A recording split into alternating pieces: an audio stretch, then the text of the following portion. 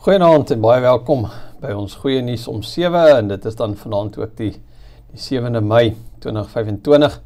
Ek hoop dit gaan met elkeen baie goed.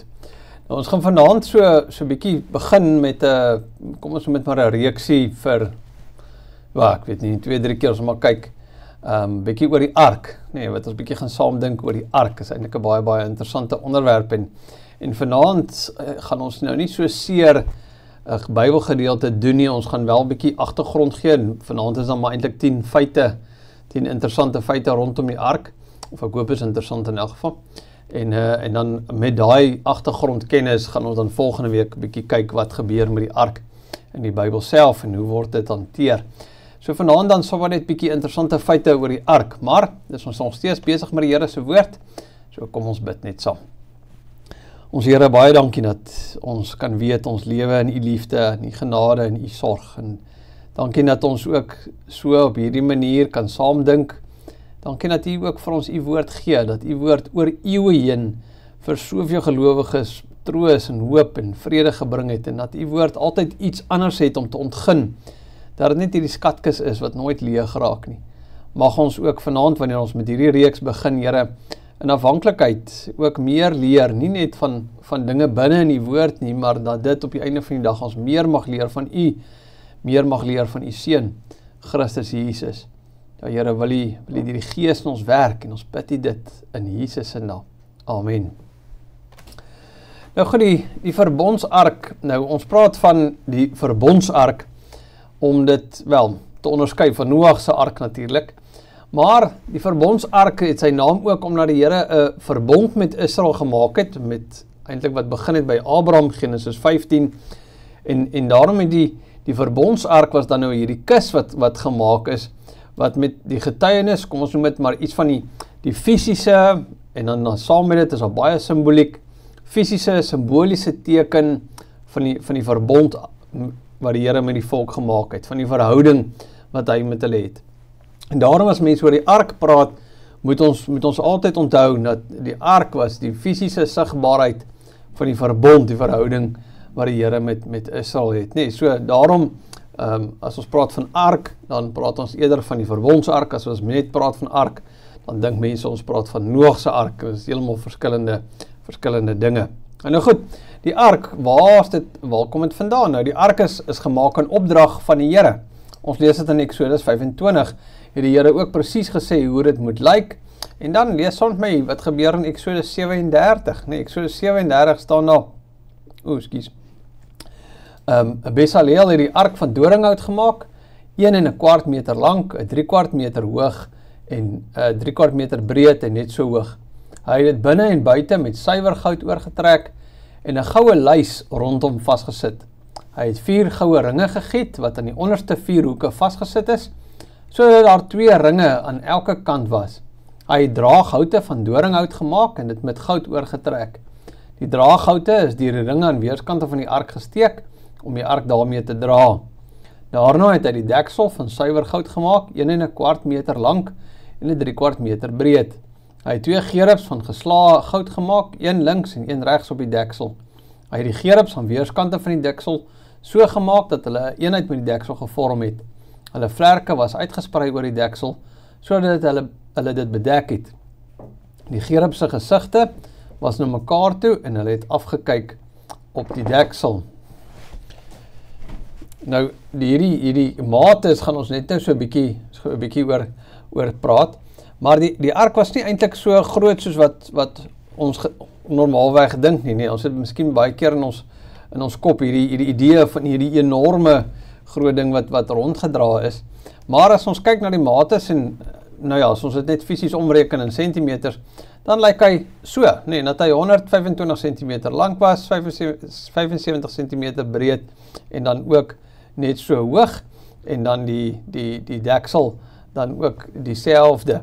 So die ark is nie so groot soos wat ons dink nie. Nou goed, die 4de feit rondom die ark of interessante is, nou die ark word ook die ark van die getuienis genoem. So ons praat van verbondsark, dit wys na die verbond toe, maar nou dit ook die ark van getuienis genoem word. En die rede daarvoor is omdat die Here in Exodus 25 vir Moses sê, dat Moses die kliptafels, die 10 gebooie, dat hy dit binne in die ark moet sit. Saam met die 10 gebooie, nou sommer net weer so 'n bietjie 'n kunstenaarsvoorstelling, saam met die 10 gebooie staan dan ook Aaron se staf ingesit wat gebod het. Daar was in Numeri 17 'n rebellie gewees oor die leierskap, en toe het die Here gesê, goed, maar die een met sy staf bot is die leier wat deur die Here aangewys is. So dit was toe nou Aaron se staf gewees. En dan in Eksodus 16 lees ons dat daar ook 'n bakkie met manna in die ark gesit is. En dan lees ons in Hebreërs 9, lees ons ook daarvan. Agter die tweede voorhangsel was die gedeelte wat die allerheiligste genoem word. Daarin was die goue wierookaltaar en die verbondsark, wat in sy geheel met goud oorgetrek was. In die ark was die goue kruik met manna, die kierie van Aaron wat gebod het, as ook die platklippe met die wet van die verbond daarop geskrywe. Bo op die ark het die gerubs wat die heerlikheid van God voorstel, hulle vleuels oor die versoendeksel uitgestrek. Op die besonderhede kan ons nou nie verder ingaan nie. So daar was dus die 3 voorwerpe in die ark, né? As ons net so vinnig weer daai prentjie kan kry, die kliptafels wat wys op die Here se wil, Aaron se staf, die Here se leiding, en dan manna, die Here se versorging. Nou die deksel, nou dit het ons nou gelees in Hebreërs, die deksel word dan die versoendeksel genoem. As mens die Engelse Bybels lees, dan sal hulle praat van the seat of mercy, in Afrikaans dan die versoendeksel. Die deksel van die ark was eintlik die belangrike deel van die ark, want en dit was die versoendeksel genoem, want dit was deel van die versoening, of dit was waar die versoening plaasgevind het. Dink net bietjie so daaraan, nee, die deksel van die verbondsark, wat die versoendeksel genoem word, het fisies die wet, die staf en die manna bedek. Die volk kon nie volkome op die Here se wil, kon hulle nie nakom nie. Hulle kon nie volkome op die Here se leiers vertrou nie. Hulle kon nie volkome op die Here se versorging staat maak in hulle lewe nie. En daarom moes daar vir hulle versoening gedoen word. So die deksel was dan fisies, maar ook simbolies die tussen die Here en die volk. En is ook op die deksel waar die bloed gesprinkel moes word op die groot versoendag. En dis vanaf die deksel waar die Here dan ook met die hoëpriester gepraat het. Die enigste plek in die wêreld waar daar dus versoening gedoen word, was by hierdie versoendeksel. Een keer per jaar in die groot versoendag, Yom Kippur, die hoëpriester in die allerheiligste ingaan, bloed gesprinkel op hierdie deksel om so versoening te doen vir die volk, so onwilligheid om die Here se wil na te kom, so onwilligheid om te vertrou op die Here se versorging, so onwilligheid om die Here se leiers te volg. En dan is dit baie interessant dat wanneer Hebreërs, wat ons nou net gelees het, wanneer Hebreërs 9 praat van die deksel van versoening of die versoendeksel, dan word dieselfde woord gebruik wat ons later in Romeine 3 vers 25 aantref, waar Jesus dan beskryf word as ons versoening. Dieselfde woord, nee, dat Christus, ons het nie meer 'n versoendeksel nodig nie. Ons het nou vir Christus, hy is ons versoening. Nou goed, en dan die laaste feit van vanaand is wanneer die volk getrek het, dan moes die ark vooruit gedra word deur die Lewiete. So die Israel het dan fisies, hulle het nie sommer net opgespring en getrek nie. Daar was bietjie orde in die manier hoe hulle getrek het, en dan moes die Lewiete, hulle was die stam wat aangewys was om die ark te dra, en hulle moes vooruit loop, om ook die simboliek van, dis die Here wat hulle lei, om dit te gee. Nou ja, dis ook baie sommer net vir interessantheid, hoe die kom ons sê, die trekformasie dan ook gelyk het. En dit het dan soos volk gelyk. So heel voor het jy dan die ark gehad, wat heel voor was, en daarna die eerste afdeling waarvan Juda dan die leierstam was, wat getrek het, en dan Isaskar en Sebulon. Dan het jy die tweede afdeling gehad, met Reuben as die leierstam, en dan Simeon en Gad agter hulle aan.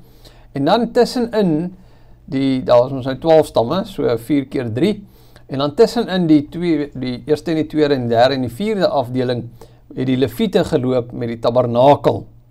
Die tabernakel was dan die groot, noem het maar tent, waar die Here ontmoet is, wat eintlik maar 'n proforma was van die tempel wat later gebou is, En hy was op en afgeslaan, so hy was gemaak met die idee dat mense hom kan opslaan en afslaan, en as hy nou afgeslaan is, dan moes die leviete omdra, of alles sy verskillende stukke dra, en hulle het dan in die middel geloop, die ark voor, in die middel, die tabernakel, en dan die derde afdeling met Efraim, as die leierstam met Manasse en Benjamin, en dan die vierde afdeling met Dan, as die leierstam en Aser en Naftali.